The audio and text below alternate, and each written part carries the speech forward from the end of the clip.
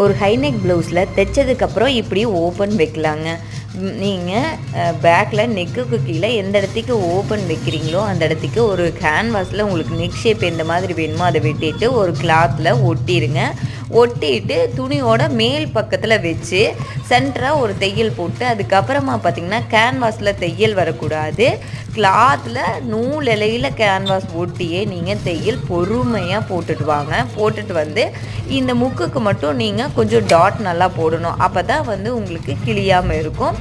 அதுக்கப்புறமா கிளாத்தை வந்து கட் பண்ணிவிட்டு நல்லா பொறுமையாக கட் பண்ணி எடுத்துருங்க. ஃபுல்லாகவே கட் பண்ணி எடுத்துட்டு அதுக்கப்புறமா பார்த்திங்கன்னா கத்திரி வச்சு லைட்டாக வந்து நீங்கள் வெட்டி விட்டுறணும். அப்போ தான் வந்து பேக்கில் நல்லா திரும்பும். அதுக்கப்புறம் பார்த்திங்கன்னா உள் சைடு நீங்கள் இந்த கேன்வாஸ் அப்படியே திருப்பிட முடியும். திருப்பி விட்டுட்டு அதுக்கப்புறமா பேக் சைடில் எம்மிங் பண்ணிக்கோங்க. இப்படி பண்ணிங்கன்னா ரொம்ப ஃபினிஷிங் நல்லாயிருக்கும். யூஸ்ஃபுல்லாக இருந்தால் இந்த மாதிரி டிப்ஸுக்கு